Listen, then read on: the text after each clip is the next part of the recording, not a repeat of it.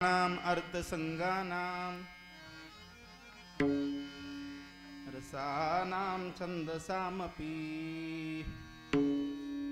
मंगलनांच करतारो वंदे वाणी विनायको भवानी शंकरो वंदे श्रद्धा विश्वास रूपिणो व्याभ्याम इना न पश्यन्ति सिद्धा स्वंत महेश्वरम वंदे बोधमयं नित्यं गुरु शंकर रूपिणं यम अश्रुतिः वक्रोपि चंद्र सर्वत्र वंदते सीताराम गुणग्राम पुण्य अरण्य विहारिणो वंदे विशुद्ध विज्ञानो कवीश्वरो कपीश्वरो नीलांबुजं श्यामलं कोमलांगं सीता समरोपित वाम भागं पानो महासायक चारुचापं नमामि रामं रघुवंशनाथं सच्चिदानंद रूपाय विश्व उत्पत्त्यादि हेतवे तापत्रय विनाशाय श्री कृष्णाय वयं नमः। महायोगपीठे तटे भीमरथ्यं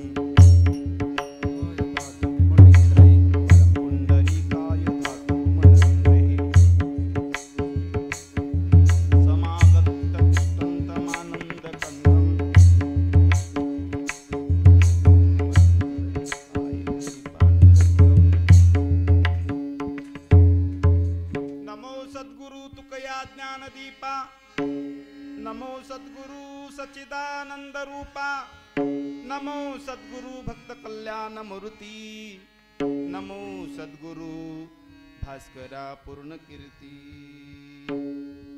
अदूराम तपोवनादि गमनम हत्वा मृग कांचनम वैदेहरिणम जटायुमरणम सुग्रीव संभाषणम वाली निधनम समुद्र तरणम लंकापुरी दाहनम पश्चाद रावण कुंभकर्णम तत्विधि रामायणम लोकाभिरामम रणरंगवीरम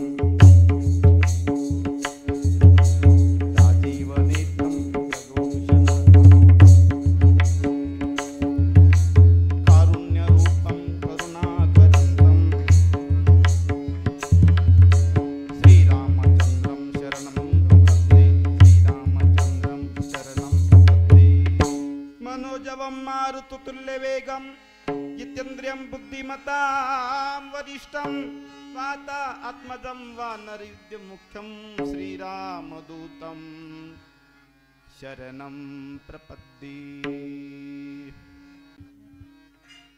मंगल भवन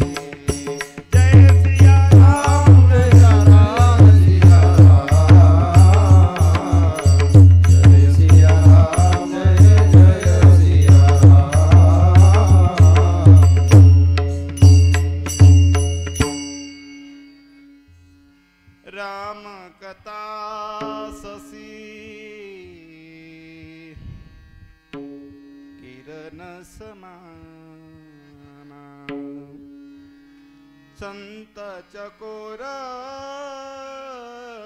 कर यही पाना।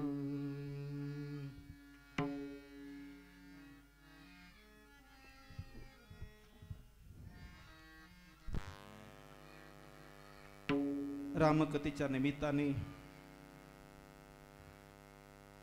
उपस्थित असणाऱ्या सर्व रामभक्तांच्या चरणी कोटी कोटी प्रणाम।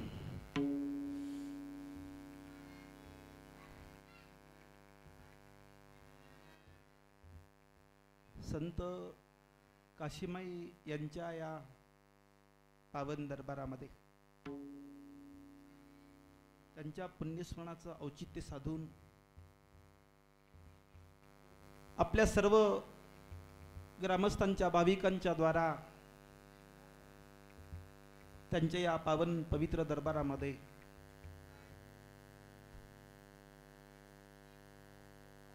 त्या निमित्ताने होत असलेली ही रामकथा आणि आजच्या आरंभीच्या दिवशी आपण सर्व भाविक उपस्थित आहोत.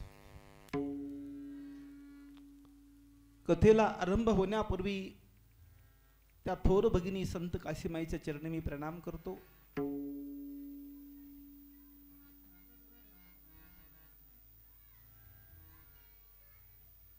संतांचा महिमा अलौकिक आणि दिव्य आहे. संत जीवन कालाने सीमित नाही, देशाने सीमित नाही, संत जीवन देहाने सुद्धा सीमित नाही, व्यापक आहे. आणि म्हणून अनेक वर्षे होऊन गेले तरी त्यांचं ते अस्तित्व देहाने जरी दिसत नसलं तरी कार्याने मात्र अमर आहे.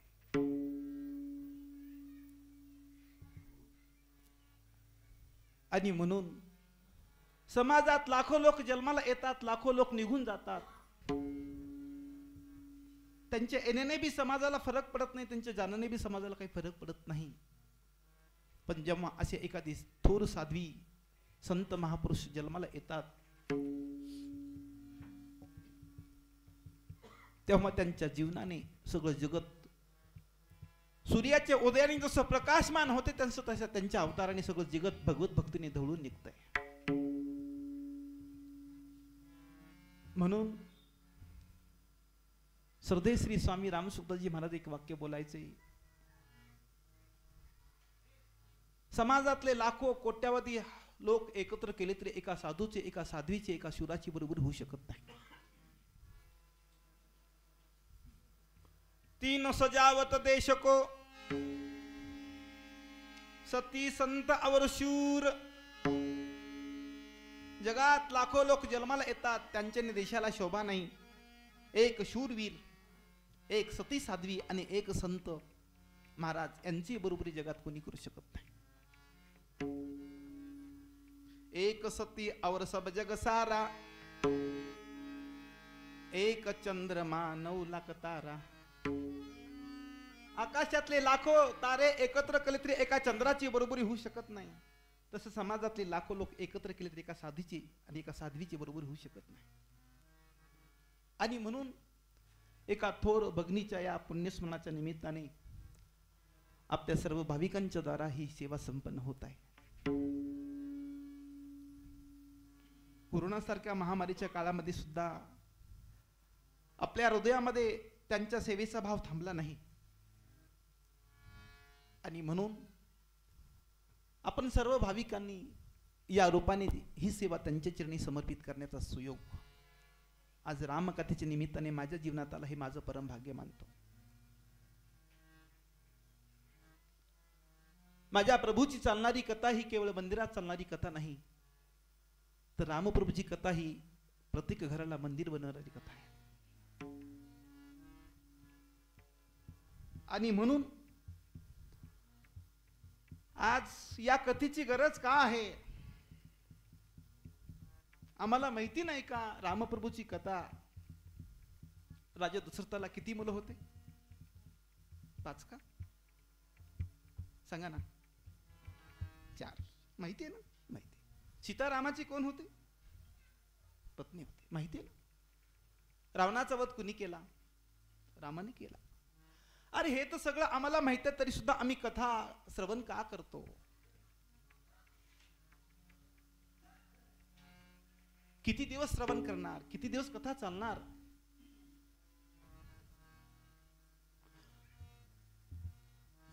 कथेचा महिमा असा विषय सांगितला जातो. एका नास्तिक माणसाने एका सज्जनाला प्रश्न केला, महाराज मी जेव्हापासून तुम्हाला पाहतो तेव्हापासून तुम्ही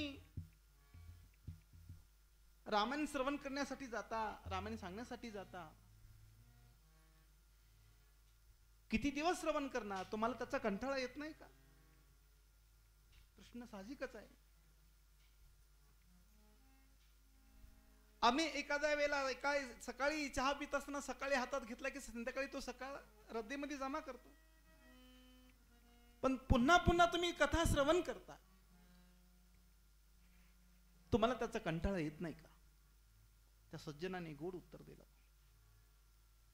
सज्जनांनी सांगितलं, पुन्हा पुन्हा आम्ही कथा श्रवण करतो. किती वर्षापासून, किती दशकापासून, किती शतकापासून, लाखो वर्षापासून नाही, अनेक युगापासून आम्ही कथा श्रवण करतो. त्रेतायुगातल्या कथेचा आजही आमच्या जीवनाशी अनन्य संबंध आहे.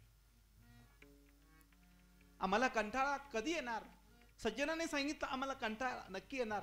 कोणत्या दिवशी? ज्या दिवशी पाण्यातल्या माशाला पाण्याचा कंटाळा येईल, त्या दिवशी आम्हाला रामकथेचा कंटाळा येईल. पुनी पुनी कीर्तनी हो सुनी सुनाई,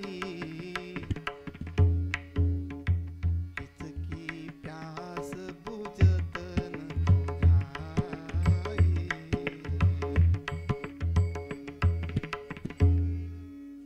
पुन्हा पुन्हा पुन्हा पुन्हा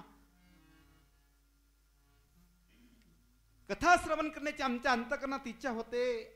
आमच्या जीवनात आम्हाला या कथेने तृप्ती होत नाही. हेच भक्तीचं लक्षण आहे. कुणी म्हणेल आम्हाला खूप श्रवण करून तृप्ती झाली, आणखीन त्याच्या जीवनात सुरुवातच झाली नाही श्रवणाला. कुणी म्हणेल आम्हाला रामाने सांगून खूप तृप्ती झाली, आणखीन सांगायला सुरुवातच झाली नाही. ज्या अर्थी आमच्या जीवनात कथा श्रवण करून कथा सांगून तृप्ती होत नाही, हेच भक्तीचं लक्षण आहे.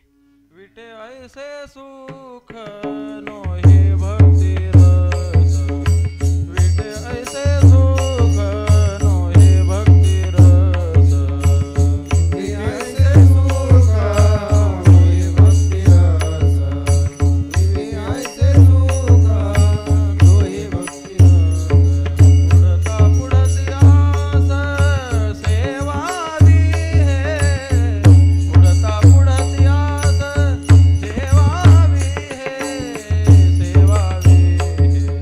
विटे ऐसे सुख नो हे भक्ती रस, विटे ऐसे सुख नो हे भक्ती रस, विटे ऐसे सुख नो हे भक्ती रस, विटे ऐसे सुख नो हे भक्ती रस, नो हे भक्ती रस.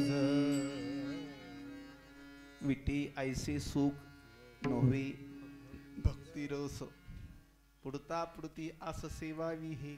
पुन्हा पुन्हा सेवन करण्याची इच्छा निर्माण होते, कारण हा रस वीट येणारा नाही, अवीट आहे. आणि म्हणून माझ्या प्रभूची कथा ही संसारिक जीवाची व्यथा दूर करणारी कथा असल्यामुळं या कथेची आज गरज आहे. आदर्श जीवन कसं असावं, आदर्श बंधू कसा असावा,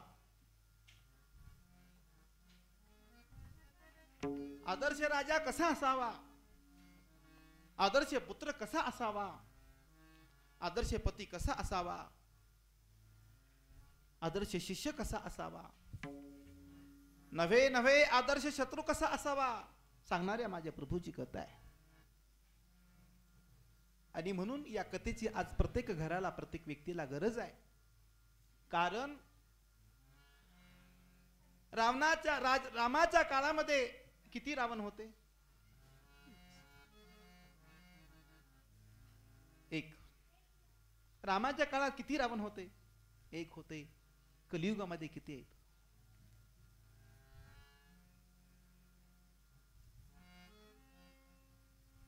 एका कवीने कल्पना केल्या, कलियुगाचा विचार करावा. कलयुग बैठा मार कुंडली,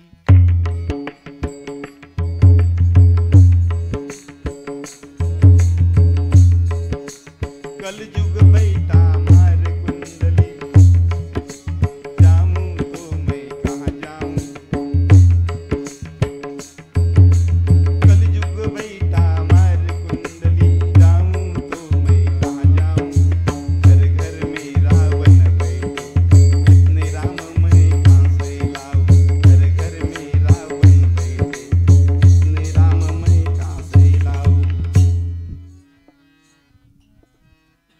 रामाच्या काळात एक रावण होता, पण कलियुगाचा विचार करावा, घरोघरी रावण आहे. अंतकरणामध्ये लोभाची वृत्ती होणं, अंतकरणामध्ये कामाची वृत्ती उद्भवणं, अंतकरणामध्ये लोभाची, कामाची, क्रोधाची वृत्ती येणं हे रावणाचं स्वरूप आहे. आणि म्हणून जीवनाचा प्रवास खऱ्या अर्थानं अधोगतीकडे प्रवाहित आहे. आणि अशा जीवाला, अशा राक्षसी वृत्तीच्या जीवाला सुद्धा माझ्या प्रभूची कथा देव बनवणारी कथा आहे. म्हणून या कथेचा विचार होणं अत्यंत गरजेचं आहे. प्रभूचं चरित्र वंदनीय आहे, प्रभूचं चरित्र उच्चारणीय आहे, प्रभूचं चरित्र आचरणीय आहे. हा आदर्श समाजाला घालून दिला.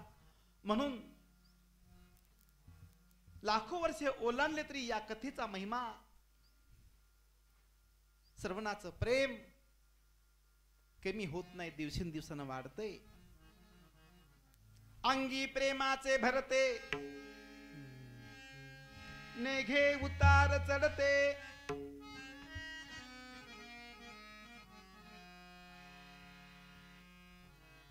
हे कथेचं प्रेम आहे. आणि म्हणून संसारिक जीवाला, त्रिविध तापाने तप्त असणाऱ्या जीवाला, संसाराच्या दुःखाने होरपळलेल्या जीवाला ही कथा सुख देणारी कथा आहे. कोई तन दुखी, कोई मन दुखी, कोई धन बिन रहे उदास. थोड़ा थोड़ा सब दुखी, सुखी राम के दास. जगात सगळेजण दुःखी आहेत. कुणी शारीरिक दुःखी आहे, तर कुणी मानसिक दुःखी आहे, कुणी धन नाही म्हणून दुःखी आहे. पण जगात सुखी कोण आहे? सुखी राम के दास. खूप मोठा आनंद आहे त्यांच्या जीवनात. हा आनंद का आहे? जो सुख है राम भजन में, सो सुख नाही अमीरी में. लौकिक जगतामध्ये भौतिक संपन्नता नसेल, पण अंतकणात भगवत भक्तीने त्यांच्या जीवनात शांती आणि समाधान आहे, सुख आहे. आणि म्हणून संसारिक जीवाला संसाराच्या दुःखातून मुक्त करून त्या जीवाला सुखाचं साम्राज्य देणारी ही कथा असल्यामुळे या कथेचा विचार होणं गरजेचं आहे.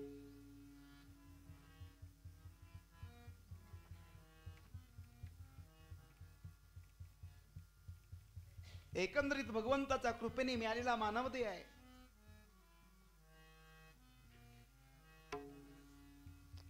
आणि या देहाला आल्यानंतर जीवन खऱ्या अर्थानं भगवत भक्तीकडे समर्पित होण्याच्या ऐवजी जीवन अधोगतीकडे राक्षसी वृत्तीने संपून चाललंय.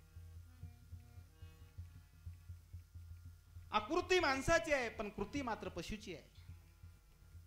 म्हणून तर माणसं म्हणावी की शंका आहे. आदमी आदमी तो सब कुछ कहते,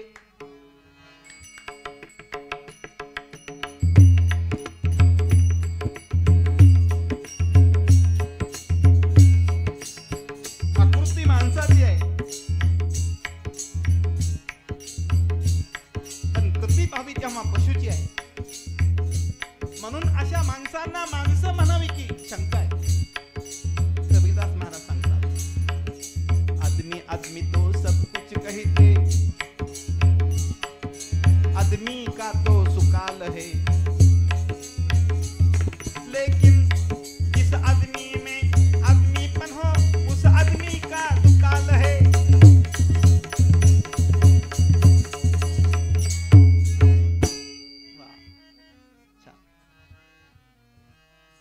दोहे म्हणायची सवय थोडी मला.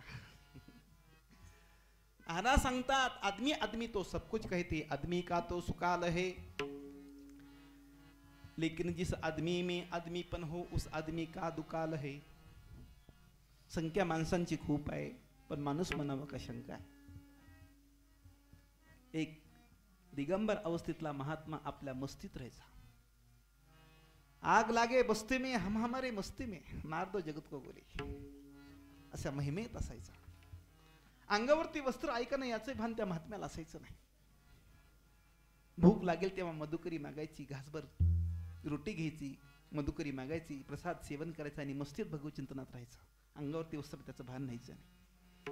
पण तो महात्मा एका दिवशी फिरता फिरता रस्त्याने जात असताना एक वारकऱ्याची दिंडी रस्त्याने येते आणि ज्ञानोबा तुकारामचा गजर त्या महात्म्याच्या कानावरती पडतो.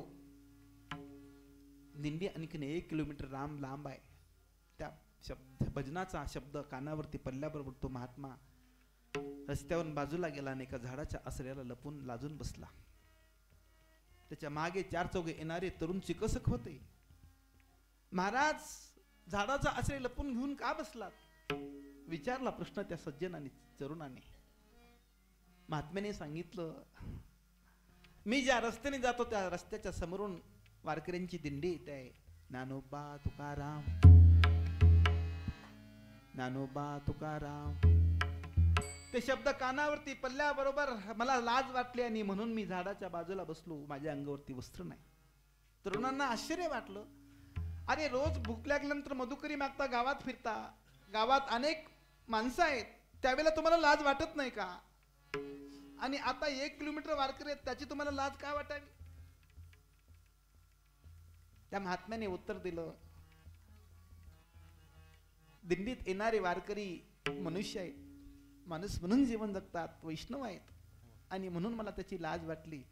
मग गावात फिरताना तुम्हाला लाज वाटत नाही का? त्यावेळेला माणसं तुम्हाला भेटत नाहीत का? महात्म्याने सांगितलं, गावात फिरताना मला लाज वाटत नाही का, तर ते फक्त आकृतीची माणसं, कृतीची पुष्पित म्हणून लाज वाटत नाही. अर्थात आदमी आदमी तो सब कुछ कहते, आदमी का तो सुकाल है, लेकिन जिस आदमी में आदमीपन हो उस आदमी का दुकाल है. त्या माणसांचा दुष्काळ आहे. म्हणून माझ्या प्रभूची कथा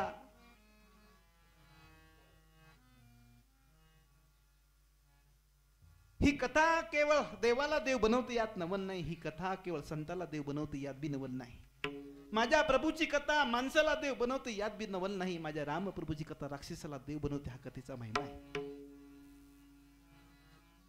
आणि म्हणून अशा राक्षसी वृत्तीच्या माणसाला सुद्धा देव बनवण्याची ताकद रामप्रभूच्या कथेमध्ये असल्यामुळे या कथेचा विचार होणं अत्यंत गरजेचं आहे. ज्यांच्या ग्रंथाच्या साह्यानं आपण या कथेचा विचार करणार आहोत, त्यांच्या चरित्राचा विचार करत असताना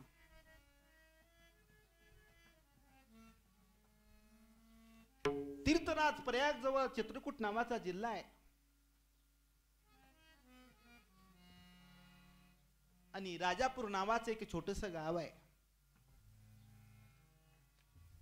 सज्जन हो, गावात एखाद्या वेळेला डॉक्टर जन्माला नाही आला तरी चालेल. गावात एखाद्या वेळेला वकील जन्माला नाही आला तरी चालेल. गावात एखाद्या वेळेला आमदार, खासदार, मंत्री जन्माला नाही आला तरी चालेल. पण गावात एखादा वैष्णव जन्माला यावं हे गावाचं वैभव आहे.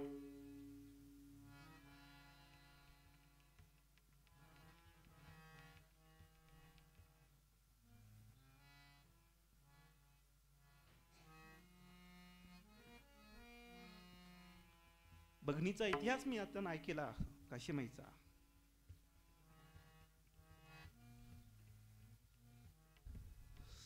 स्त्री जन्मात यावं, स्त्री जन्मात.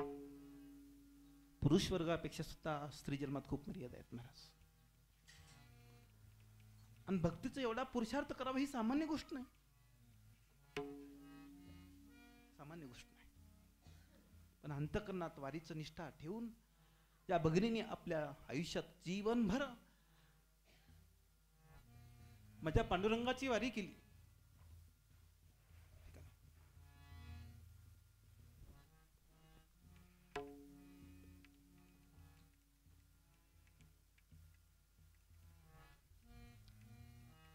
आणि म्हणून गावात एखाद्या वेळेला कोणी आमदार, खासदार, मंत्री जन्माला नाही आला तरी चालेल, पण एखादा वैष्णव जन्माला यावा. जेथे वैष्णवाचा वास, धन्य भूमी पावन देश. ती भूमी धन्य आहे, तो देश धन्य आहे ज्या देशामध्ये भगवत भक्त जन्माला येतात. म्हणून ही भूमी मी धन्य मानतो. त्या भूमीला मी प्रणाम करतो की ज्या भूमीमध्ये काशीमाई जन्माला आल्या. राजापूर नावाचं गाव आहे आणि तुळशीबाबांचा जन्म त्या गावामध्ये आत्माराम दुबे आणि हुलसी मातेच्या पोटी होतो.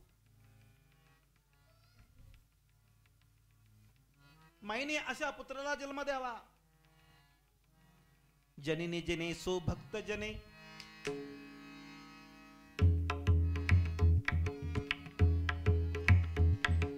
जननी जने सो भक्त जने, या दाता या शूर. जननी जने सो भक्त जने, या दाता या शूर. नहीं तो जननी वांज भली क्या खोवेगा नूर.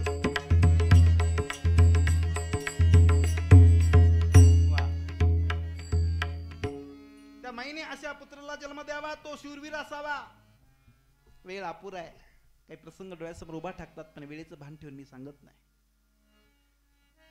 त्या माईने एखाद्या भगवत भक्ताला जन्म द्यावा, शूरवीराला जन्म द्यावा, एका दानशूर दात्याला जन्म द्यावा. नाही तो जननी वांज भली. ती माय वांज राहिलेली चांगली आहे. कारण अशा दगडाला जन्म देऊन कशाला शिन घ्यायचंय, आणखी दुःख घ्यायचंय. मातेची या खोळी दगड आला पोटासी. माझे तुकोबाराय बोलतात, अरे तो दगड रूपाने जन्माला आलाय. ज्याच्या जीवनामध्ये भक्ती तत्वाचा स्पर्श नाही, परमार्थाचा लेश नाही, ज्ञानाची आवड नाही, तयाचे जियाले म्हणू काही वरी मरण चांग. ज्ञानोबाराय बोलतात, मरण वाईट, वरण चांगलं आहे, पण त्या लोकांचं जगणं वाईट आहे. आणि म्हणून आत्माराम दुबे आणि हुलसी मातेच्या पोटी या भगवत भक्ताचा रत्नाचा जन्म झाला. ते माता पिता धन्य आहेत, ज्या माते पित्याने अशा रत्नाला जन्म दिलाय. संवत 1554 श्रावण शुक्ल सप्तमीला या शुद्ध माता पित्यांच्या पोटी अशा एका पवित्र रत्नाचा जन्म झालाय. पण जन्म होताना काही 2-3 गोष्टी अलौकिक घडल्यात. सर्वसामान्य बाळ जेव्हा आईच्या उदरातून बाहेर पडते तेव्हा तर किती दिवस लागतात? 9 महिने लागतात. पण तुलसीदास बाबा जेव्हा मातेच्या उदरातून बाहेर पडले तेव्हा ते 12 महिन्यांनी पडले. ही पहिली घटना आहे त्यांच्या अलौकिक जीवनातली. दुसरी अलौकिक घटना आहे,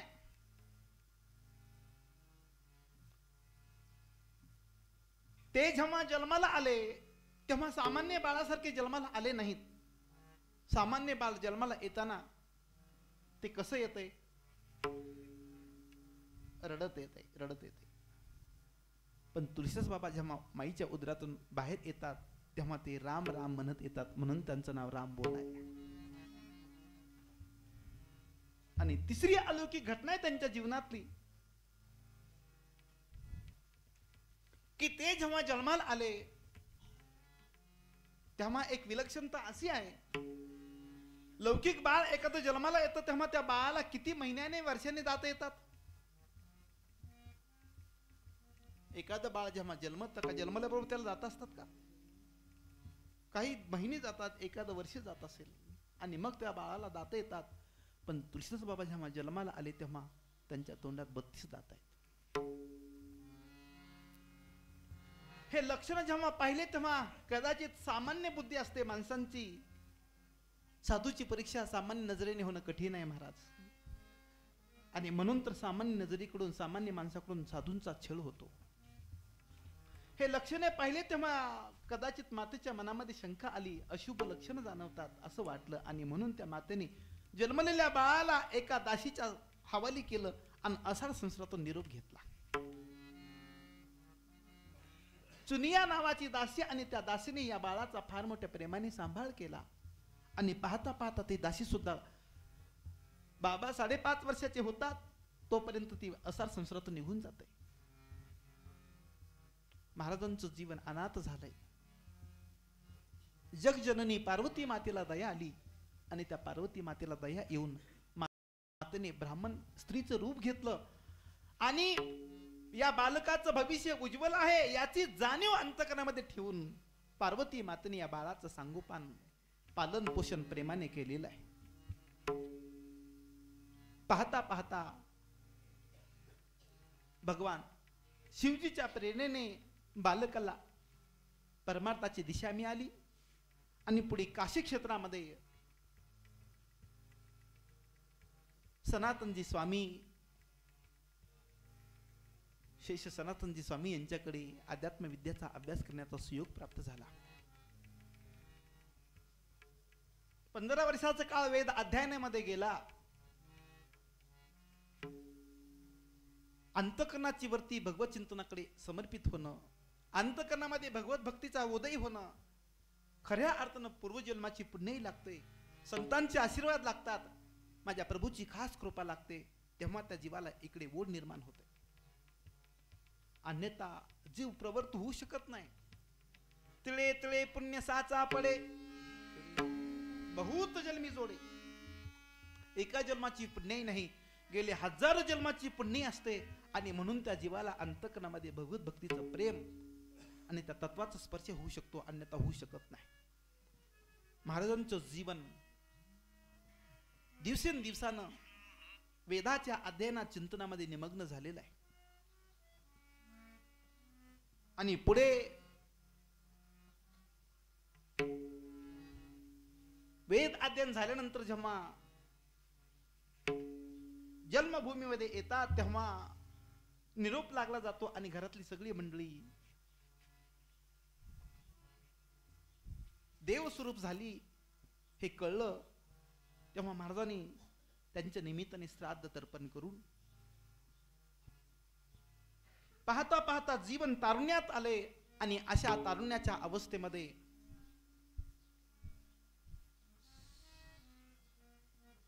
संवत 1583 ला शुक्ल त्रयोदशी गुरुवार आहे आणि एका सुंदर अशा कन्येशी महाराजांचा पाणीग्रहण सोहळा झालेला आहे. काही दिवसाने काही दिवस निघून जातात आणि काही निमित्ताने पत्नी जेव्हा माहेरी जाते अशा प्रसंगाला महाराजांच्या जीवनामध्ये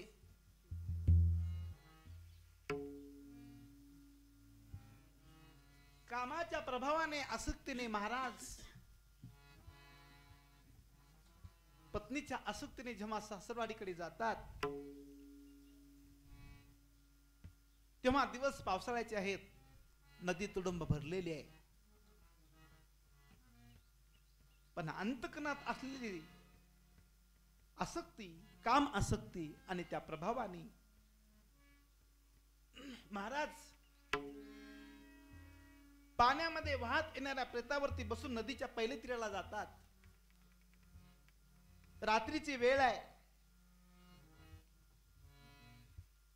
पत्नीच्या आसक्तीनं जेव्हा तिकडे जातात तेव्हा रात्रीची वेळ आहे आणि वर जायचंय, दुसऱ्या मजल्यावरती घर आहे असं सांगतात. एक साप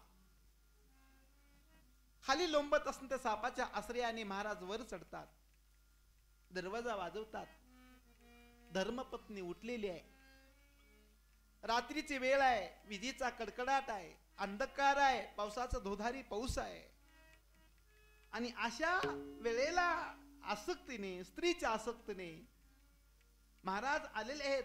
तेव्हा पत्नीला आश्चर्य वाटते, तुम्ही कशाच्या आश्रयाने आलात, वर कसे आलात? पाहिलं तेव्हा तो साप आहे. पत्नीला आश्चर्य वाटले आणि त्या ठिकाणी पत्नीने, धर्मपत्नीने बोध केलाय, प्राणनाथ इतका जीव धोक्यात घालून एका देहाच्या आसक्तीने तुम्ही एवढा प्रवास केलात, पण एवढा प्रवास जर प्रभूच्या प्राप्तीसाठी केला असता तर जीवन धन्य झालं असतं. एवढंच वाक्य बोललाय. काना वचनाची भेटी, सरिसाची पैकिरीटी, वस्तू होऊनी उटी कवनी एक जो. ज्ञानोबऱ्या बोलतात आणि कुणीतरी एखादा विरळा असतो, कानावरती शब्द एखाद्या अधिकारी मुखाच्या माणसाच्या मुखातून पडल्याबरोबर महाराज त्याच्या जीवनात जागृत येते. एवढा शब्द कानावरती पडला आणि त्या क्षणाला त्यांनी निर्णय घेतला, उर्वरित आयुष्याचा काळ माझ्या प्रभूच्या प्राप्तीसाठी मी समर्पित करणार आणि ग्रस्त आश्रमाचा त्याग करून जीवन आपलं प्रभूच्या चरणी समर्पित केले.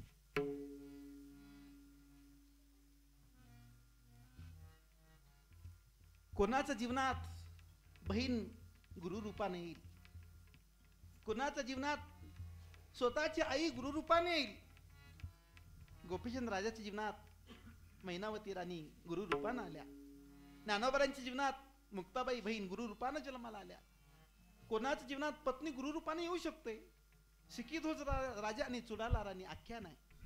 मला वाटते शिकीध्वज राजाच्या जीवनामध्ये चुडाला राणी म्हणून नाही गुरु रूपाने जन्माला आले. तसं महाराजांच्या पत्नीने बोध केला आणि महाराजांनी आपलं जीवन उर्वरित प्रभूचरणी समर्पित केलं.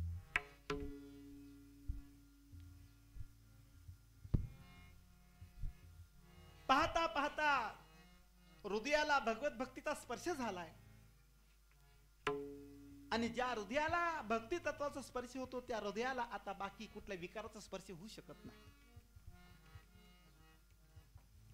तुका मने देह भरीला विठ्ठल, काम क्रोध केले घर रीते.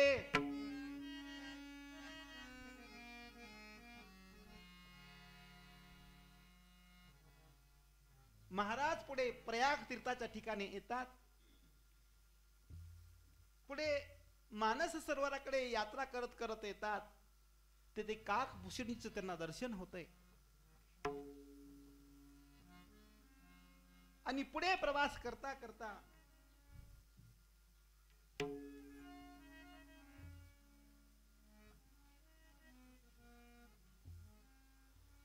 इसवी सन संवत 1607 मध्ये मौनी अमावस्या आहे. वार बुधवार आहे.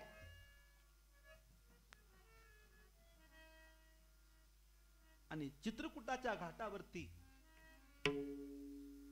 चित्रकूट के घाट पर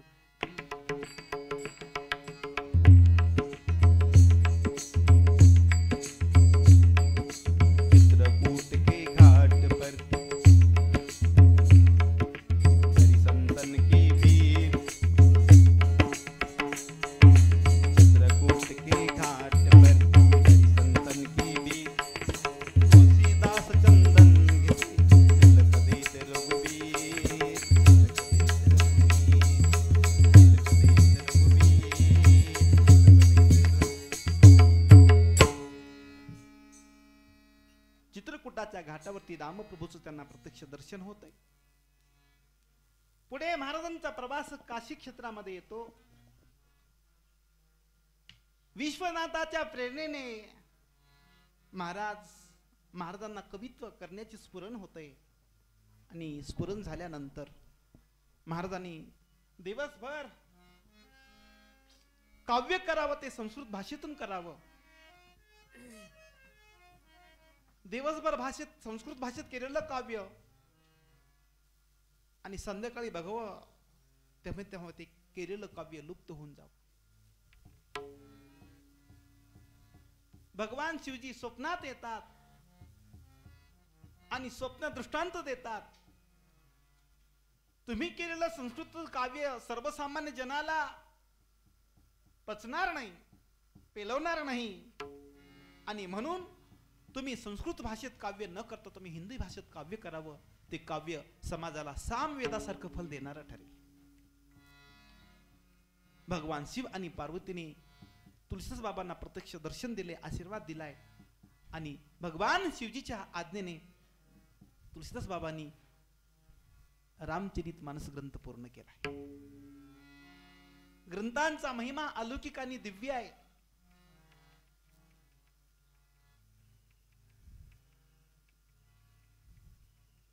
भरतासारखा भाऊ नाही,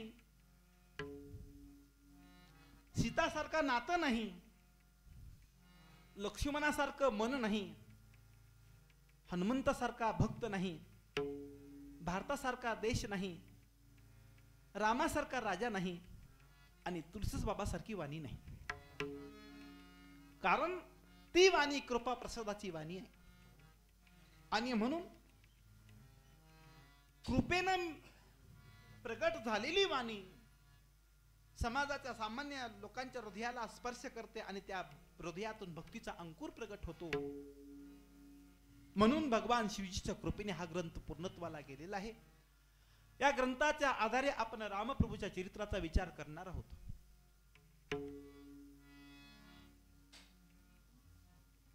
ग्रंथाच्या आरंभी तुलसीदास बाबा भगवान गणेशाला वंदना करतात.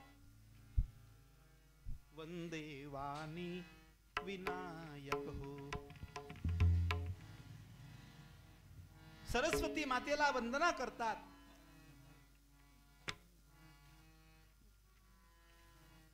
आपल्या सद्गुरुदेवांना प्रणाम करतात. कारण जीवनामध्ये अज्ञानरूपी अंधकाराचा नाश सद्गुरूंच्या कृपेशिवाय होत नाही. माऊली सांगतात, असाध्य असणारा संसाररूपी सागर आम्ही सहजपणाने तरुण गेलो. त्याचं कारण मज हृदयी सद्गुरु जेने तारिलो हा संसार पुरू. अर्थात ज्ञानदेव म्हणे, तरलो तरलो आता उदरलो गुरुकृपे. जीवन जगत असताना मनुष्याच्या जीवनामध्ये खरी क्रांती गुरुच्या कृपेने होते. पण त्यातही थोडासा महत्वाचा विषय असा आहे की पाणी पिना छान के आणि गुरु करना पहचान के. नसता देवभोळ्या समाजाला धोका होऊ शकतो. लाखो गुरु है जगत में एक भी नहीं काम का. सब स्वार्थों के आसरो डंका बजाते नाम का.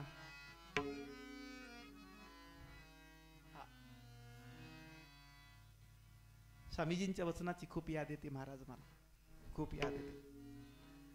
आई बापांची कधी याद येत नाही इतकी स्वामीजीच्या रामसुखदासजी महाराजांच्या वचनाची याद येते. ते बोलायचे की ज्या गाडीमध्ये आम्ही प्रवास करतो, गाडीत बसणाऱ्या प्रवासाने अगोदर ज्या गाडीमध्ये प्रवास करायचा त्या गाडीचा चालक सावध आहे का बघायचे, मग प्रवास करायचा.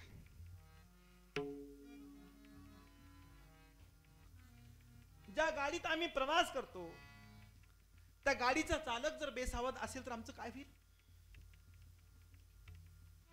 अपघात होईल.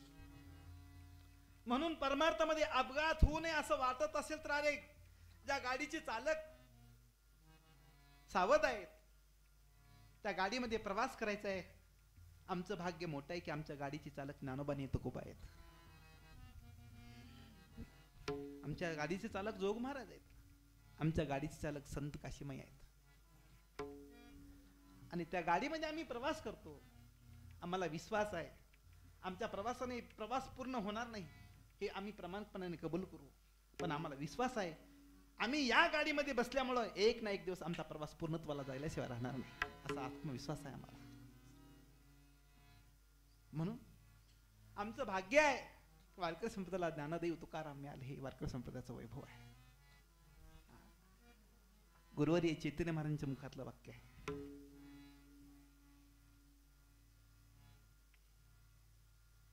वारकरी संप्रदायाला ज्ञानोबा तुकोबा मिळाले हे वारकरी संप्रदायाचं भाग्य आहे.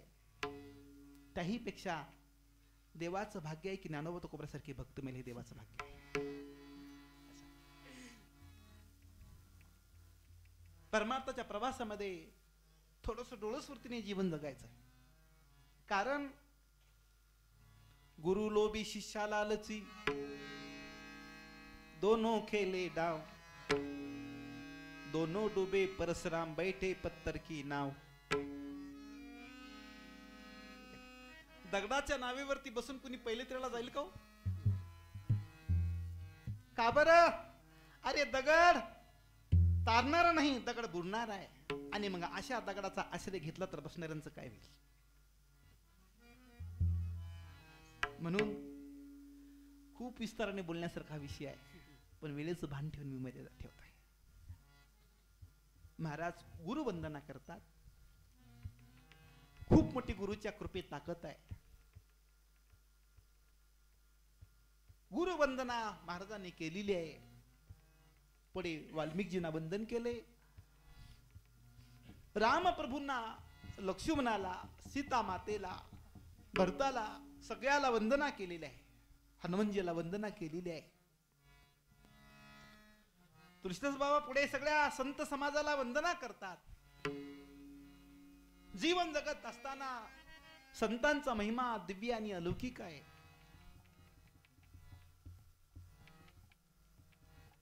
म्हणून जगातल्या सगळ्या संतांना प्रणाम करतात. संत महिमा अलौकिक महिमा आहे,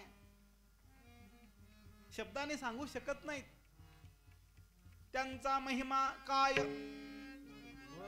वर्णू मी पामर, न कळे तो साचार ब्रह्मादिका.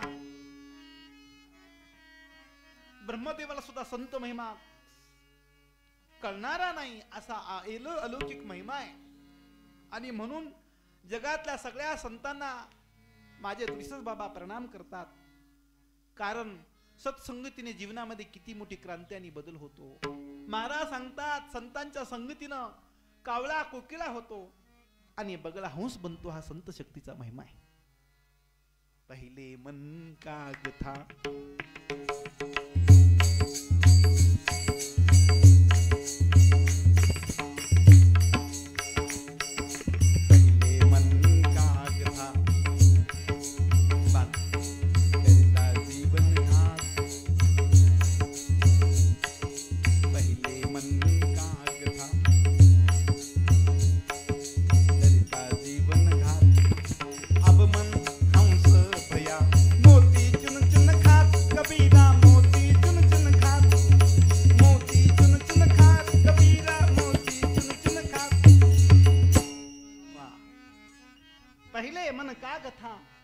सत्संगतीच्या अगोदरचं जीवन कावळ्यासारखं होतं.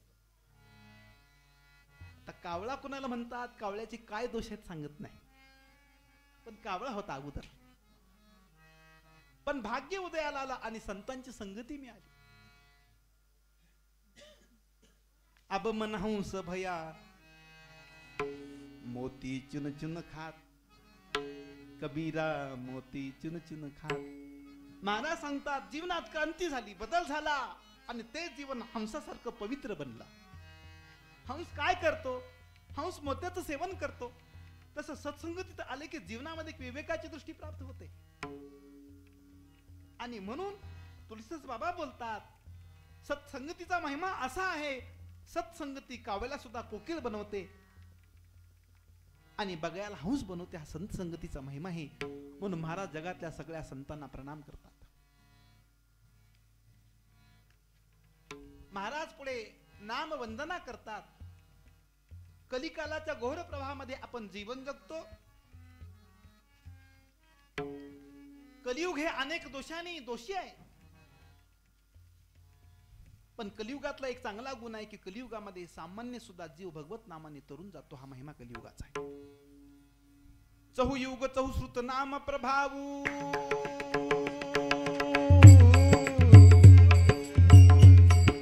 कली विशेष नाही आनव पावू.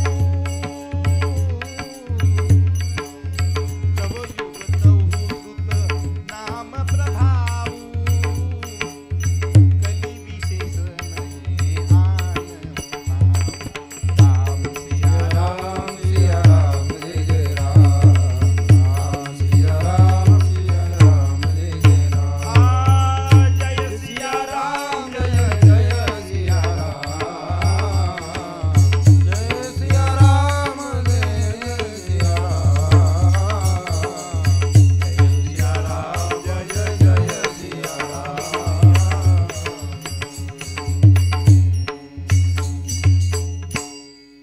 चहुयुग चहुश्रुत नाम प्रभावू. चारी युगाचा विचार करावा तर सगळ्या युगातलं सगळ्यात मोठं श्रेष्ठ साधन आहे भगवंताचं नामचिंतन. म्हणून गोविंद गोपाळ वाचेसी निखळ, ते उद्धरी तात्काळ कली माझी. कलियुगामध्ये भगवंताच्या नामाने जीव तरुण जातो. हा नामाचा प्रभाव आहे. म्हणून जीवन जगत असताना कलियुगामध्ये जीवाने एका भगवत नामाच्या आश्रयाने आपलं जीवन कृतार्थ करावं.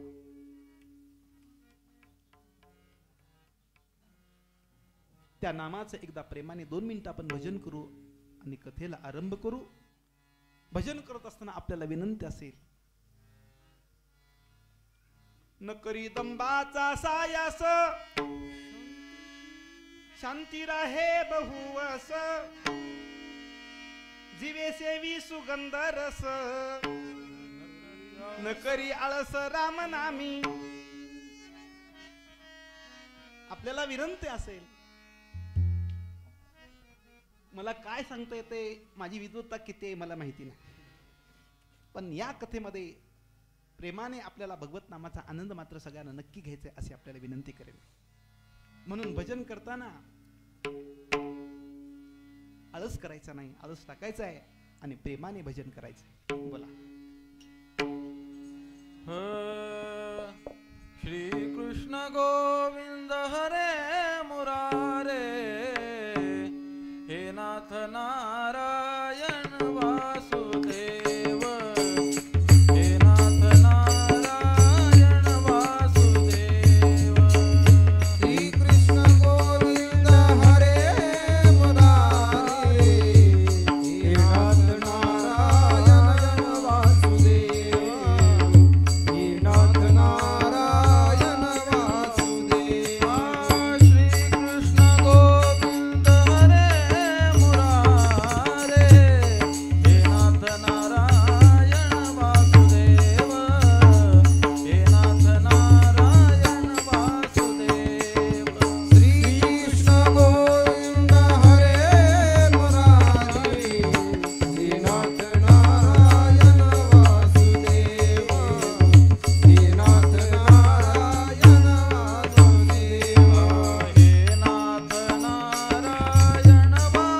वासुदेव हे नाथ नारायण वासुदेव हे नाथ नारायण वासुदेव हे नाथ नारायण वासुदेव हे नाथ नारायण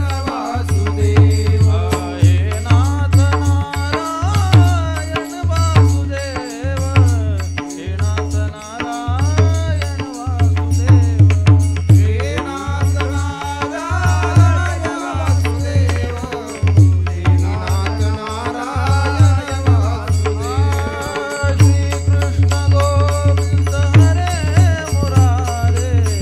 हे नाथ नारायण वासुदेव हे नाथ नारायण वासुदेव.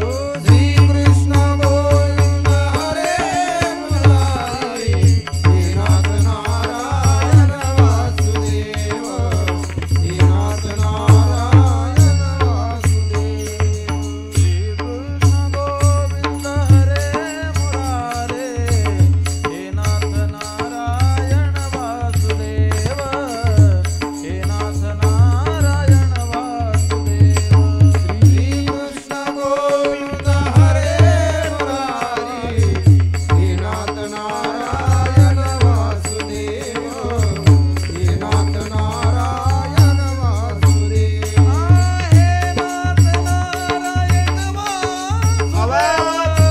हे नाथ नारायण वासुदेव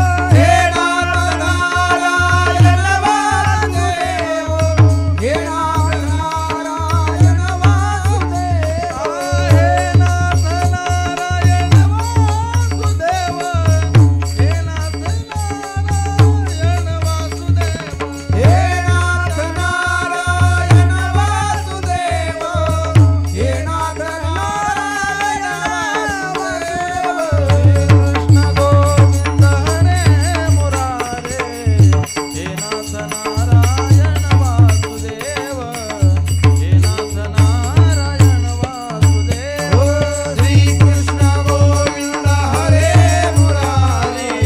हे नाथ नारायण वासुदेव हे नाथ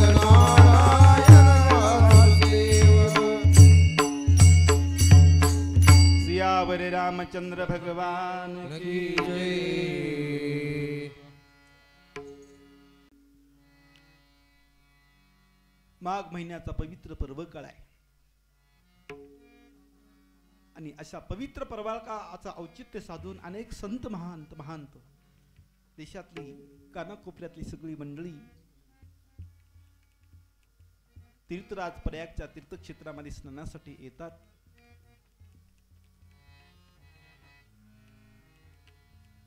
पर्व काळाचं औचित्य साधून स्नान झाल्यानंतर ही मंडळी जेव्हा परतीला निघालेली आहे,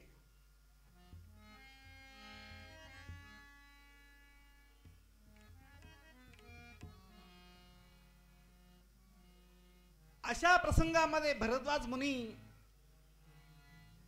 यज्ञवल्क्यजीकडे जातात, चरणी प्रणाम करतात, दंडवत घालतात आणि मोठ्या प्रेमाने आश्रमाकडे येण्याची विनंती करतात. भरद्वाजींच्या प्रेमाचा भाव पाहून यज्ञवल्क्य मुनी महाराजांच्या आश्रमाकडे येतात. भरद्वाज मुनींनी यज्ञवल्क्य मुनींचं यथासांग पूजन केलेलं आहे. थांबण्याचा आग्रह केलेला आहे.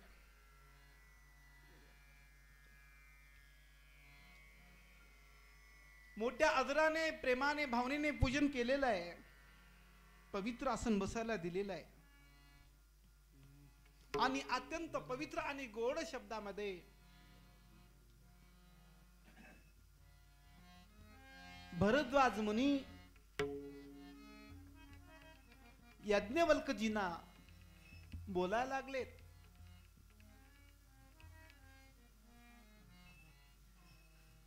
बिनु सत्संग बिना विवेक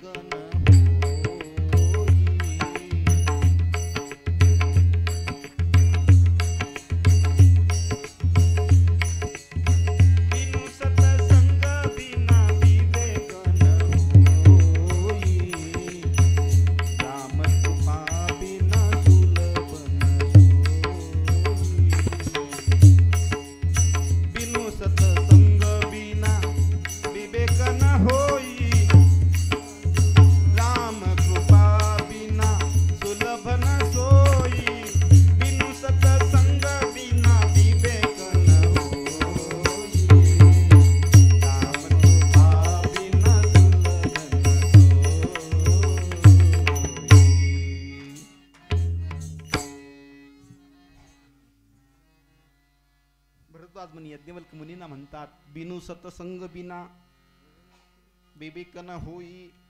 संतांच्या संगती वाचून जीवनामध्ये विवेकाचा उदय होत नाही. हा विवेक जगात कुठे मिळेल? कुठल्या शाळेत, कुठल्या विद्यालयात, कुठल्या महाविद्यालयात, कुठल्या विद्यापीठात मिळेल? हा विवेक होण्याचं जगात एकच विद्यापीठ आहे, त्याचं नाव संत विद्यापीठ. बिनु सत्संग बिना, संतांच्या संगती वाचून जीवनामध्ये विवेकाची दृष्टी प्राप्त होतच नाही.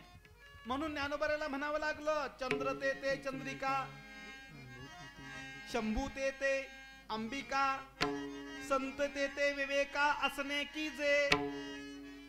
जिथं चंद्र आहे तिथं चांदण्या असतातच असं सकारात्मक बोलावं लागतं. जिथं महादेव आहे तिथं पार्वती असतातच असं बोलावं लागतं. तसं जिथं संत आहे तिथं विवेक असतोच. म्हणून बिनु सत्संग बिना विवेक न होई. संतांच्या संगती वाचून विवेकाची दृष्टी प्राप्त होत नाही. जीवनामध्ये सत्संग महत्वाचा. महाराज आपण फार मोठे ज्ञानी आहात असं भरद्वाज मुनी यज्ञवल्क्य मुनींना म्हणायला लागले. अनेक दिवसापासून माझ्या मनामध्ये एक शंका आहे, त्या शंकेचं तुम्ही निरसन करावं.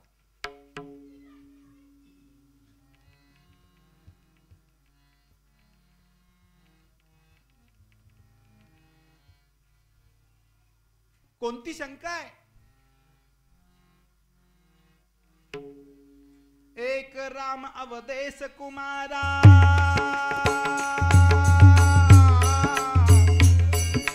जिनकर करीत विधी संसारा.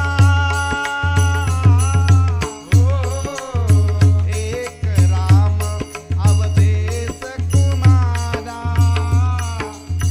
जिनकर करीत विधी संसारा. राम सिया राम सिया राम, जय जय राम. राम सिया राम सिया राम.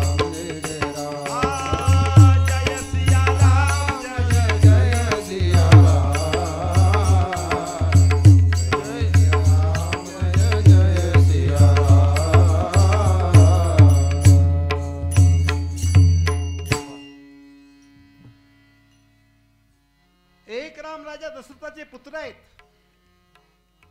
त्यांचं चरित्र तर सगळं जग जाणतंय. परंतु भगवान शिवजी ज्या नामाचा अखंडपणानं चिंतन करतात, जप करतात, ते राम नेमकं कोणते आहेत? भगवान शिवजी रात्रंदिवस नामाचा जप करतात. माऊली सांगतात हरिपाठात, रामकृष्ण वाचा मंत्र भाव हा जीवाचा, पुढे आत्मा जो शिवाचा, राम जप.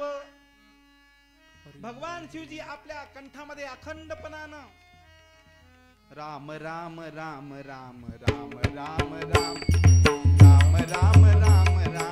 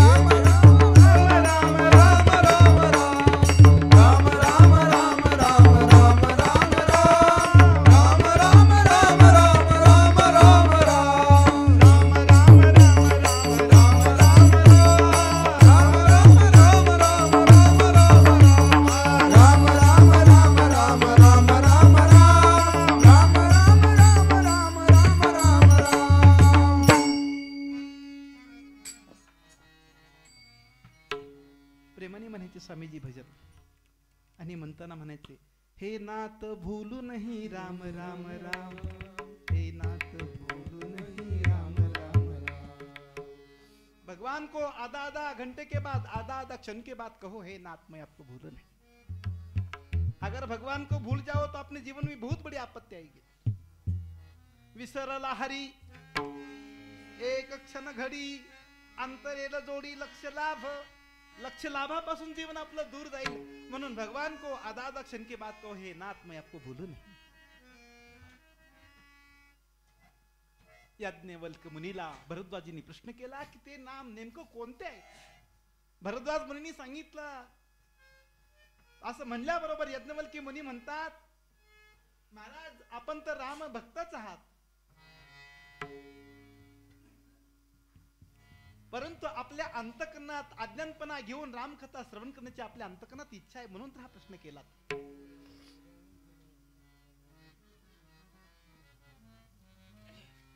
आणि म्हणून तर राम कथा ससी किरण समाना, संत चकोर कर जेही पाना.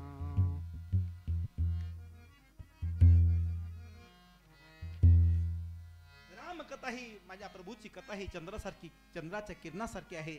आणि संत हे चकोर आहेत, म्हणून त्या संतांना पुन्हा पुन्हा रामकथा श्रवण करण्याची इच्छा होते. हाच प्रश्न, हाच शंका जगजननी पार्वती मातेला झाली होती. आणि म्हणून पार्वती मातेने हाच प्रश्न भगवान शिवजीला केला होता. त्रेता युगामध्ये प्रभूने अवतार घेतला. कथा श्रवण करण्याच्या उद्देशाने शिव आणि पार्वती जेव्हा अगस्त्य ऋषींच्या आश्रमामध्ये जातात, कथा झाल्यानंतर, श्रवण झाल्यानंतर जेव्हा प्रभू कैलासाकडे प्रस्थान करतात, त्या प्रसंगाला त्रेता युगामध्ये प्रभू अवतार घेतात. कैकेयीच्या वराने रामप्रभू वनवासाला गेलेले आहेत. रावण आलेला आहे, सीता मातेचं अपहरण केले आणि रामप्रभू आता सीता मातेच्या विरहामध्ये, शोकामध्ये, दुःखामध्ये फिरत आहेत. आणि अशा प्रसंगाला शिव आणि पार्वती कैलासाला आकाशमार्गे जात असताना भगवान शिवजीला एकदम प्रभू रामचंद्राचे दर्शन होते. अंतकरणातला आनंद आवरत नाही. रामचंद्र भगवान की जय. रामचंद्र भगवान की जय. हर्षयुक्त अंतकरणाने भगवान शिवजी प्रभूच्या नामाचा जय जयकार करतात. सतीला आश्चर्य वाटते. अरे ज्यांचा आपण गजर करता ते तर एका स्त्रीच्या आसक्तीमध्ये, विरहामध्ये फिरते आणि ते प्रभू ब्रह्मा असू शकेल का? रामचरित मानसची सुरुवात शंकेतून आहे आणि शेवट समाधानात आहे. म्हणून परमार्थाची सुरुवात शंकेत व्हावी पण शेवट समाधानात व्हावा. प्रभूंनी सांगितलंय आगे ते ब्रह्म आहे, निर्गुण असणारा ब्रह्म आता या आकाराला, या रूपानं आकाराला आलेला आहे. परंतु भगवान शिवजींनी सांगून सुद्धा सतीच्या मनातला संदेह गेलेला नाही. आणि अशा वेळेला तुला शंका येत असेल तर तू परीक्षा घे.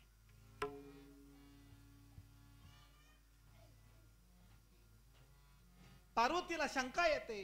भगवान शिवजी सांगून सुद्धा पार्वती विश्वास ठेवत नाही आणि सतीचं रूप घेऊन पार्वती आता माझ्या प्रभूच्या समोर उभा टाकलेली आहे.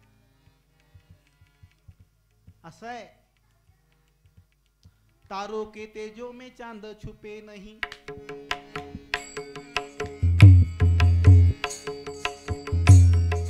तारों के तेजों में चांद छुपे नहीं, सूरज छुपे नहीं, बादल छायो,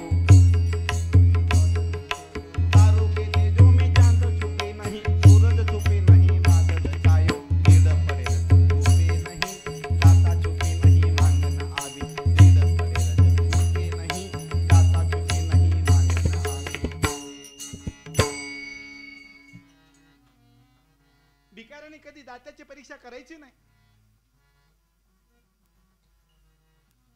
दाता छुपे नहीं मांगन आवे. सतीने परीक्षा घेताना सीताचं रूप घेतलंय आणि माझ्या प्रभूची परीक्षा घेतली आहे. पण संत सर्व अंतर्यामी परमात्मा भगवंताने सतीला ओळखलं, भगवान शिवजीच्या नावाचा उल्लेख केला.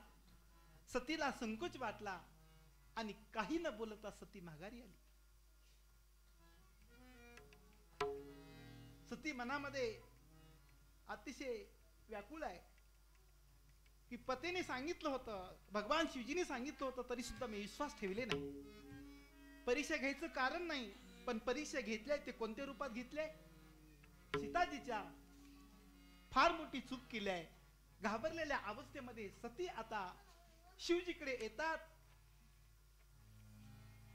तेव्हा शिवजीने अंतर्दृष्टीने हा सगळा प्रकार ओळखला आणि त्या क्षणाला शिवजीने सतीचा त्याग केला. विचार केला, माझ्या मातेचं रूप जिने घेतलं तिला आता मी जन्मभर स्पर्श करणार नाही. त्याग केलाय. अनेक वक्त्यांनी अनेक भाव काढलेत. भगवान शिवजीने सतीच्या त्यागाचे 7 कारण सांगितले. पहिलं कारण सांगितलंय सतीचा त्याग करण्याचं. पहिलं कारण शिवजीने सतीच्या त्यागाचं पहिलं कारण सांगितलंय की अगस्त्य ऋषींच्या आश्रमामध्ये कथा श्रवण करत असताना वक्त्याबद्दल मनामध्ये संदेह ठेवून सतीने कथा श्रवण केली, म्हणून भगवान शिवजीने तिचा त्याग केला. पहिलं कारण सांगितलंय.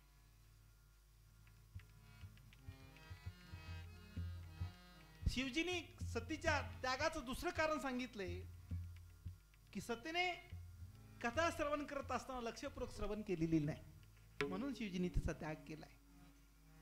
जुनी कीर्तनकार मंडळी सांगत राहायचे, कथा श्रवण करताना कशी श्रवण करा. आमचे गुरुजी दनवटे महाराज म्हणायचे, आता ते माझ्या वाणीला शोभत नाही पण त्यांनी सांगितलं सांगतो, आपण सगळे घरातले माणसं. आता आमचे गुरुजी म्हणायचे, ओळायला वाती, सांभाळायला नाती आणि कळायला असं नाही म्हणणार मी. बर का, परमार्थाच्या प्रांगणामध्ये सगळ्यात श्रेष्ठ भक्ती श्रवण भक्ती आहे. तैसा मनाचा मारू न करिता आणि इंद्रियास दुःख न देता येत मोक्ष अशा ऐता श्रवणाची माझी. म्हणून श्रवण करताना कसं श्रवण करा. महाराज सांगायचे, एक व्यापारी बाजारामध्ये बाहुले विकण्यासाठी थांबलेला बसलेला होता. एक भगिनी आपल्या नातवंडासाठी बाहुले घेण्यासाठी खरेदी करण्यासाठी ते व्यापाऱ्याकडे गेलेली आहे. त्या व्यापाऱ्याने त्या भगिनीला बाहुल्या दाखवलेल्या आहेत. बाहुल्या बघितल्या आणि तिची किंमत विचारली. त्या व्यापाऱ्याने सांगितले, पहिल्या बाहुलीची किंमत 100 रुपये आहे, दुसऱ्या बाहुलीची किंमत 500 रुपये आहे आणि तिसऱ्या बाहुलीची किंमत 1000 रुपये आहे. घेणाऱ्या भगिनीने आणखीन पारखून बघितलं. संसारामध्ये एखादी वस्तू घ्यायची असली की माणसं खूप पारख करतात. होय, माठ आणायला गेल्यावर उचलून घेऊन येतो का, अगोदर काय करतो, अगोदर वाजवतो आणि मग आपण पारख करून घरी घेऊन येतो. वाजवतो. त्या भगिनीने विचार केला, अरे दिसायला तर भावले सारखे दिसतात पण किंमत वेगवेगळी का, कारण विचारलं किंमत काय वेगवेगळी. त्यावेळेला त्या व्यापाऱ्याने सांगितलं त्याचं कारण आहे, दिशेला जरी सारख्या असल्या तरी असायला मात्र सारख्या नाहीत, म्हणून किंमत वेगवेगळी आहे. काय कारण आहे, 100 रुपये बाहुलीची. त्यांनी ती बाहुली घेतली, दोरा घेतला, त्या बाहुलीच्या एका कानातून दोरा घातला आणि दुसऱ्या कानातून बाहेर पडला, म्हणून तिची किंमत 100 रुपये. दुसरी बाहुली घेतली, त्या बाहुलीच्या एका कानातून दोरा घातला आणि तो मुखातून निघाला, म्हणून तिची किंमत 500. पण तिसरी बाहुली घेतली, त्या बाहुलीच्या कानातून दोरा घातला, तो कानातून आला नाही, नाकातून आला नाही, तो नीट मध्ये हृदयामध्ये गेला, म्हणून तिची किंमत 1000 रुपये आहे की नाही. मला वाटतं आपण सगळे 1000 रुपये किमतीची माणसं आहात बाहुल्यात. नक्कीच नक्कीच मला माहिती आहे. इतक्या प्रेमाने आपण कथा ऐकता, याचा अर्थ तुम्ही 1000 रुपये किमतीच्या, लाखो रुपये किमतीच्या आहात. कारण का, कथा श्रवण करत असताना म्हण आहे आपल्याकडे, नळी फुंकिले सोनारे इकडून तिकडे जाई वारे. कथा श्रवण करताना अशी श्रवण करायची नाही महाराज. आपल्याला फळ मिळाला पाहिजे. जीवनातला एवढा अमूल्य वेळ आपण दिला, आपल्या मागे कमी काम आहेत का. सध्या माणसं किती बिझी आहेत माहिती का तुम्हाला. माणसांना जेवायला सुद्धा हा बोला की, पुढे सांगू का नको महाराज. अहो जेवायचं सोडून द्या, माणसांना मरायला सुद्धा वेळ नाही. एवढा अमूल्य वेळ आहे. असा अमूल्य वेळ आपण चिंतनामध्ये खर्ची घालता, खऱ्या अर्थाने ते चिंतनाचं फळ आपल्या पदरामध्ये पडायला पाहिजे. म्हणून सतीने कथा श्रवण केली नाही व्यवस्थित, म्हणून भगवान शिवजीने तिचा त्याग केलाय. त्यागाचं तिसरं कारण सांगितलं, तिने रामाचं दर्शन घेतलेलं नाही. चौथं कारण सांगितले, शिवजीने समजावलं तरी सुद्धा तिने ऐकलं नाही. पाचवं कारण सांगितले, सतीने प्रभूची परीक्षा घेतली आहे. सहावं कारण सांगितले, सतीने सतीच्या रूपात परीक्षा घेण्याच्या ऐवजी सीताच्या रूपात परीक्षा घेतलाय, म्हणून तिचा त्याग केलाय. आणि सातवं कारण सांगितले सतीच्या त्यागाचं, की सतीने सगळं करून सुद्धा भगवान शिवजीला खोटं बोलली, म्हणून तिने तिचा त्याग केलाय. अशा 7 कारणाने भगवान शिवजीने सतीचा त्याग केलाय. भगवान शिवजी वटवृक्षाच्या खाली अखंडपणाने भगवंताच्या चिंतनामध्ये निमग्न आहेत. 87,000 वर्ष तपश्चर्या केलेली आहे. इकडे सतीच्या पित्याला दक्षाला ब्रह्मदेवाने प्रजापती पद दिलेलं आहे. आणि अशा प्रसंगामध्ये एका दिवशी ब्रह्माच्या सभेमध्ये दक्ष प्रजापती येतो. आल्याबरोबर सगळेजण उठून त्याचा आदर सत्कार करतात. पण भगवान शिवजी मात्र आपल्या भगवंतांच्या चिंतनामध्ये निमग्न आहेत. त्यांना कोण आले आणि कोण गेले याचंही भान नाही. दक्षाने बघितले, उठून आपला सगळेजण आदर सत्कार करतात, पण भगवान शिवजी मात्र उठलेले नाहीत. क्रोध आला आणि त्या क्रोधाच्या बदल्यामध्ये त्यांनी एका यज्ञाचं आयोजन केले आणि यज्ञाचं आयोजन करून यज्ञाला सगळ्याला निमंत्रित केलंय, परंतु शिवजीला मात्र त्यांनी निमंत्रण केलेलं नाही. आकाश मार्गाने सगळेजण दक्षाच्या यज्ञासाठी समारंभासाठी जातात. आकाश मार्गे सतीला बातमी कळली जाते की आपल्या पित्याने यज्ञाचं आयोजन केलेलं आहे, सगळ्याला निमंत्रण दिलेलं आहे, पण कदाचित घाईने आपल्याला निमंत्रण द्यायचे विसरले असतील, म्हणून आपल्याला निमंत्रण पोहोचलं नसेल, आपण होऊन जावं. सती सांगते प्रभूला, प्रभू स्वामी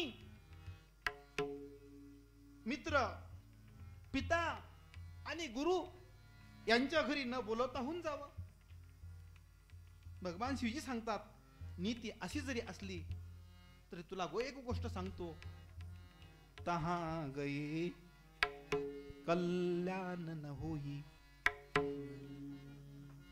जिथं गेल्यानंतर आपला विरोध होत असेल, जिथं गेल्यानंतर आपला आदर होत नसेल आणि जिथं गेल्यानंतर आपलं कल्याण होत नसेल, मनुष्याने तिथं जाऊ नये. जिस घर पर आदर मान नहीं, उस घर पर जाना ना चाहिए.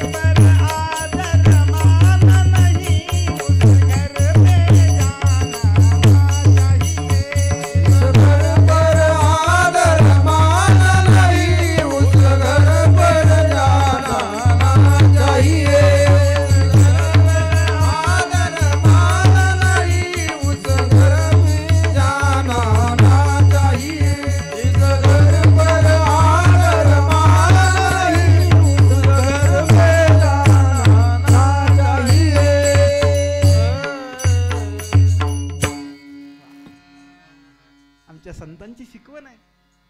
जिथं प्रेम नाही, आव नाही, आदर नाही, नाही नैनो में स्नेह. जिथं आदर नाही, जिथं प्रेम नाही, जिथं स्नेह नाही, आव नाही, आदर नाही, नहीं नैनो में स्नेह, तुलसी तहा न जाये बरसत कंचन मेघ.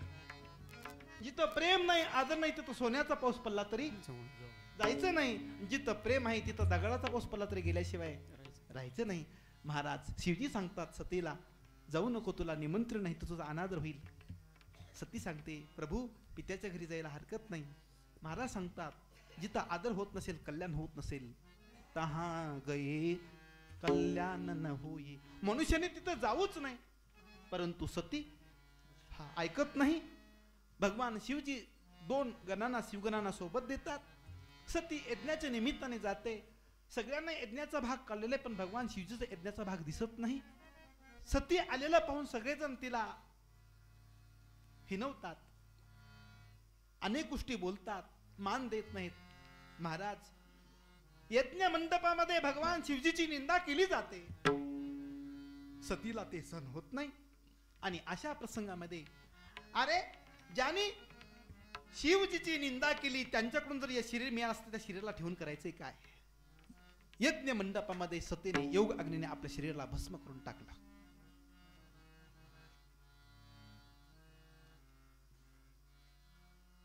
पण मरताना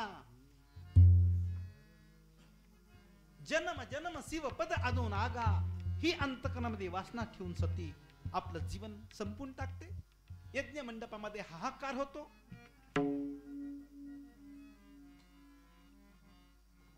सती मरताना जन्मोजन्मीची प्रेमाची भावना अंतकरणामध्ये ठेवून देह ठेवते आणि तीच सती पुढे मैना आणि हिमवान यांच्या पोटी जन्माला येते. नारदचं तिथं आगमन होते.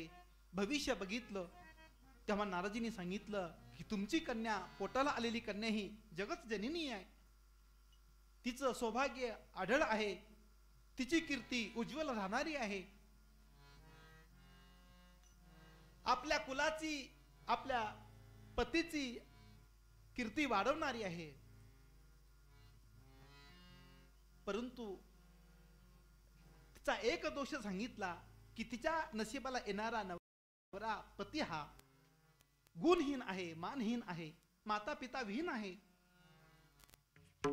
असं म्हणल्याबरोबर महाराज थोडस मनामध्ये कसं तरी वाटतं मैनाच्या आणि हिमवानाच्या. परंतु गुणहीन का असना, मानहीन का असना, माता पिता विहीन असा कोण असेल? नारदजी सांगतात भगवान शिवजी असेल. आणि त्याच्या प्राप्तीसाठी सतीला अर्थात पार्वतीला तपश्चर्या करावी लागेल. पार्वती मातेने नारदजीच्या सांगण्याने खूप मोठी तपश्चर्या केली. तपश्चर्या फळाला आली आणि भगवंताने आशीर्वाद दिला की तुझ्या मनोकामना पूर्ण होतील. इकडे भगवानजी साधनेमध्ये असताना प्रभू प्रगट होतात. प्रभूंनी सांगितलं की भगवान शिवजीला आज मी आशीर्वाद देण्यासाठी आलो नाही, तर आज मी एक मागणी करण्यासाठी आलोय. आणि तुम्ही हिमवान आणि मैना यांच्या पोटी आलेली कन्या पार्वती तिच्याशी पाणीग्रहण विधी सोहळा करावा, लग्न करावा. भगवंताच्या सांगण्याने भगवान शिवजीनी पार्वती सोबत लग्न करण्याचं कबूल केलेलं आहे. भगवान शिवजीच्या विवाह सोहळ्याची तयारी संपन्न होते.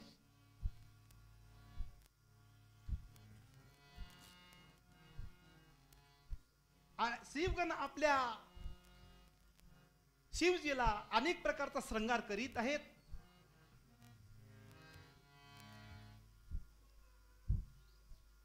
सगळीकडे आनंदी आनंद पसरलेला आहे.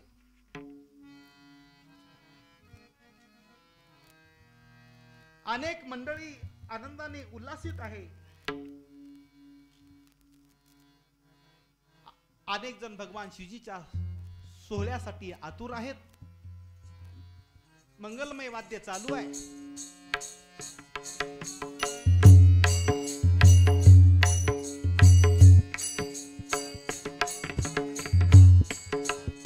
आकाशामध्ये विमान भराऱ्या घेत आहे. ब्रह्मदेव, इंद्रदेव, अनेक देवता भगवान शिवजीच्या सोहळ्याची आतुरतेने वाट बघत आहेत. शिवगण भगवान शिवजीचा श्रंगार करीत आहे.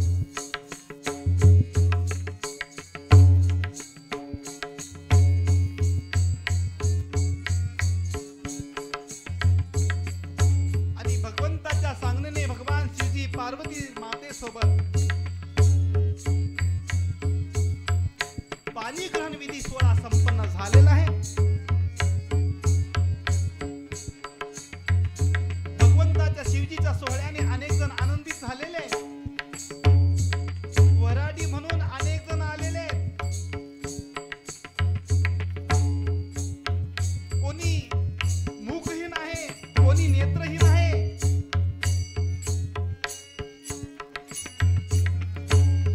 आणि अशा सर्व सज्जनांच्या, भाविकांच्या, देवतांच्या, ब्रह्मदेवांच्या उपस्थितीमध्ये भगवान शिवजीचा पाणी ग्रहण सोहळा संपन्न झालेला आहे. भगवान शिवजीच्या या पाणी ग्रहण सोहळ्यासोबत आजची कथा या ठिकाणी विराम होत आहे. तेव्हा आपल्याला विनंती असेल सगळेजण एकदा प्रेमाने भगवंताच्या नामाचं चिंतन करा. ज्ञानदेव तुकाराम